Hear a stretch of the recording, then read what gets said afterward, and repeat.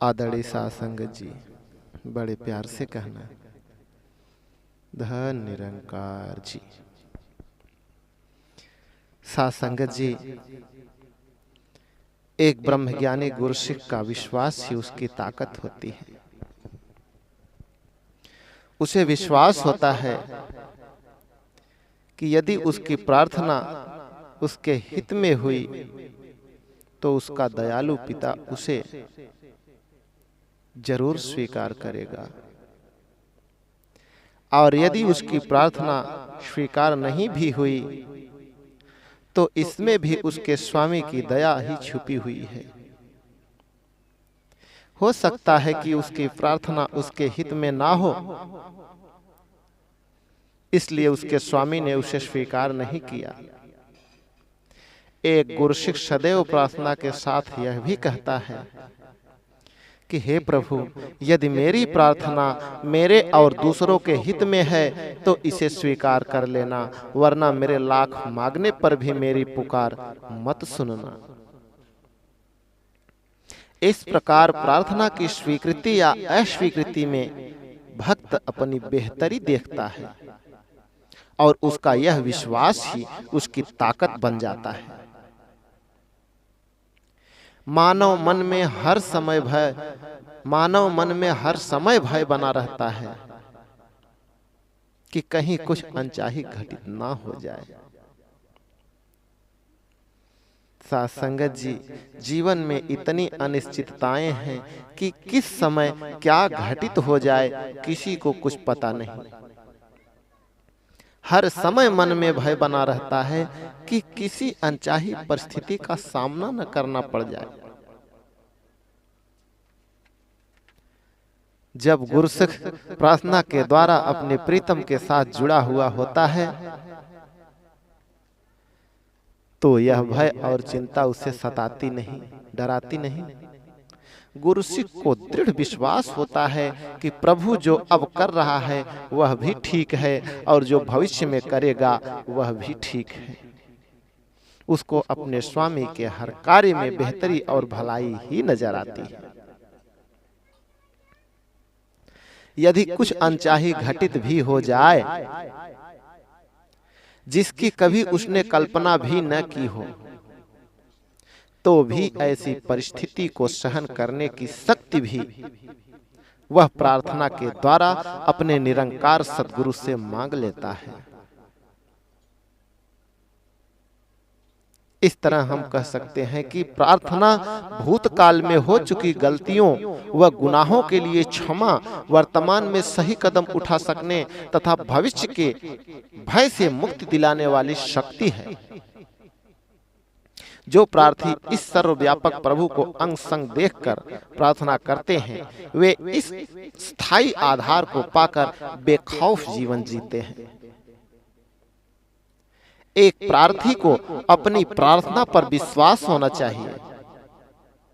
अक्सर देखा जाता है कि हम देखा देखी प्रार्थना तो कर देते हैं, या कोई हमें निरंकार अथवा सद्गुरु का सहारा लेने की प्रेरणा देता है तो हम प्रार्थना का दामन पकड़ लेते हैं, परंतु हमारे हृदय की गहराई में यह विश्वास नहीं होता कि हमारी प्रार्थना सुनी जाएगी, या कोई विशेष कार्य जो हमें बिल्कुल असंभव सा लग रहा है वह निरंकार अथवा सद्गुरु की कृपा से अति शीघ्र हो सकता है। इस मानसिक अस्थिरता के कारण हम प्रार्थना भी करते हैं, दुनियावी सहारों के पीछे भी भागते हैं। यदि हमें अपनी प्रार्थना पर विश्वास हो कि अब यह कार्य स्वयं निरंकार या सद्गुरु ने करना है, भले ही इसका साधन कोई भी बन जाए, तो इसकी पहली निशानी यह होती है कि हमारी मानसिक चिंता समाप्त हो जाती है। हम प्रयत्न तो फिर भी करते हैं, पर इस विश्वास के साथ करते हैं कि दातार सब कुछ का करन करावनहार है, समर्थ है, जो करेगा ठीक करेगा। साध संगत जी, अपनी प्रार्थना के साथ साथ जिसके आगे प्रार्थना की जा रही है उस पर भी विश्वास पक्का होना अति आवश्यक है। प्रार्थना स्वीकार करने वाला प्रत्यक्ष हो, सामने हो, तब भी यह विश्वास बनता है। इसलिए ब्रह्मज्ञानी भक्त अपनी प्रार्थना सद्गुरु के आगे करता है।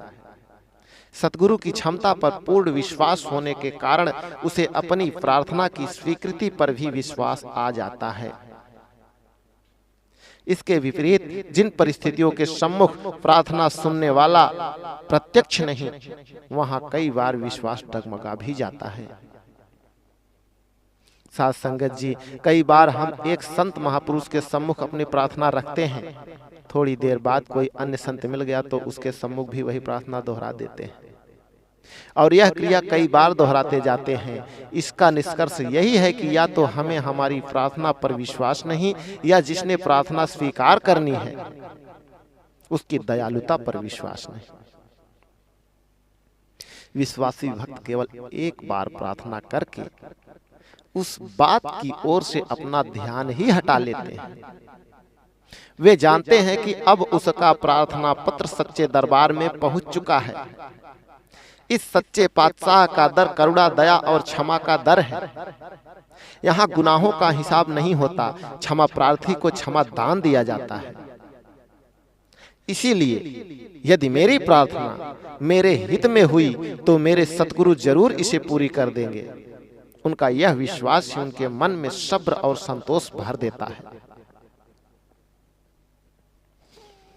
सहनशाह बाबा अवतार सिंह जी ने अपने प्रवचनों में कई बार सजग किया है, गुरुमुखों, संतजनों, अपने सतगुरु की मूरत मन में बसाकर आप जहां भी हो वहीं से गुरु चरणों में प्रार्थना कर दो। आपकी प्रार्थना यदि आपके लिए सही होगी तो अवश्य सुनी जाएगी, परंतु आपने बार बार वही प्रार्थना दोहरानी नहीं चाहिए। अपने सद्गुरु पर विश्वास रखो कि यह आपके निकट होकर सुन रहा होता है। उनके कहने का भाव यही था कि जब सद्गुरु ने हमारी प्रार्थना सुन ली तो उसकी पूर्ति के लिए उचित समय कौन सा है यह भी इसको ही पता है।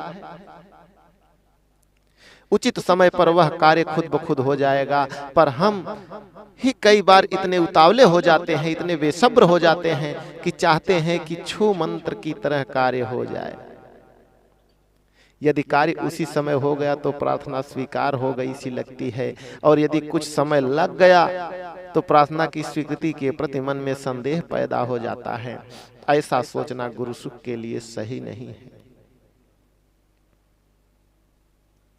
साथ संगत जी, हमारे विश्वास की कमी के कारण हम दातार के खजाने से वे सब कुछ नहीं ले पाते जो विश्वास के द्वारा ले सकते हैं।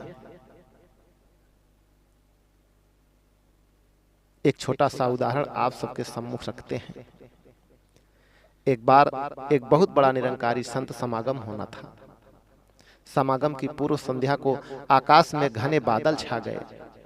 समागम की तैयारियां लगभग पूरी हो चुकी थी, समियाने लग चुके थे, पर बादलों को देखकर सभी प्रबंधक सोचने लगे कि कहीं सारी व्यवस्था तहस नहस न हो जाए।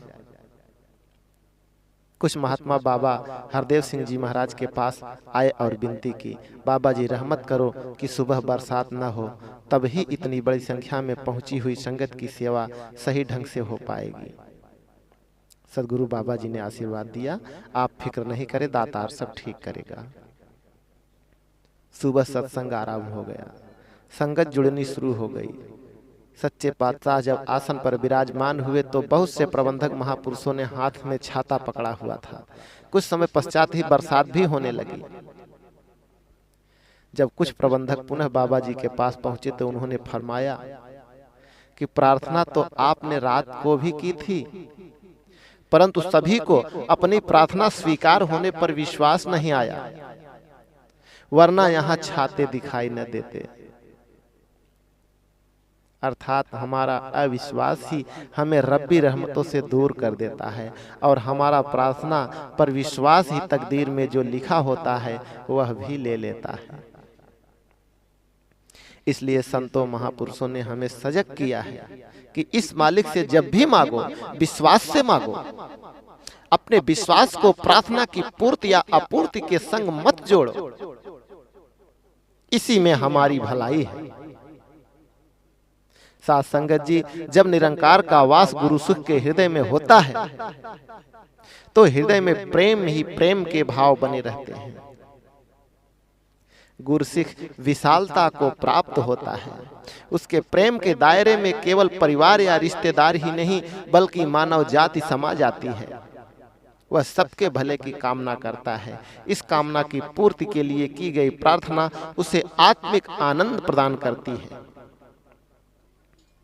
ऐसा गुरसिख दातों से अधिक दातार से प्रेम करता है और प्रार्थना में यही मांगता है कि मैं तेरा तू मेरा बने रहे। यदि दातार को ही मांग लिया जाए तो अन्य वस्तुओं को मांगने की आवश्यकता नहीं रहती। इस भाव के बने रहने के लिए भी गुरसिख सदैव प्रार्थना करता रहता है, मैं तेरा तू मेरा। फिर कुछ मांगने की आवश्यकता ही नहीं रहती। जब निरंकार ही मेरा हो गया तो फिर मांगने की आवश्यकता कहां है। ध्यान में यह एहसास बना रहे कि मैं प्रभु का हूं, तो इस एहसास को कायम कर रखने के लिए उठते बैठते सोते जागते प्रार्थना आवश्यक सिद्ध हो जाती है कि हे प्रभु, हे निरंकार, हमेशा मुझे अपना बना के रख और तू मेरा बन के रह। मेरे लिए जो भी उचित हो मेरे हित की प्रार्थना को ही कबूल कर, क्योंकि दास की छोटी सी बुद्धि में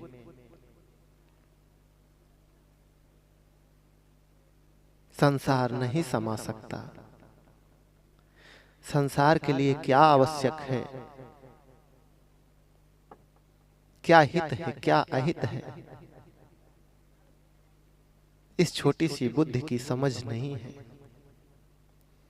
इसलिए दातार, प्रार्थना करना तो मेरा कर्म है, उस प्रार्थना को स्वीकार करना तेरी मर्जी।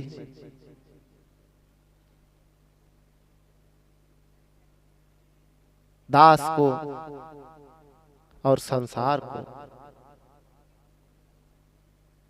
जिस प्रार्थना से हित मिले वही प्रार्थना तू स्वीकार कर। एक बार बड़े प्यार से कहें, धन निरंकार।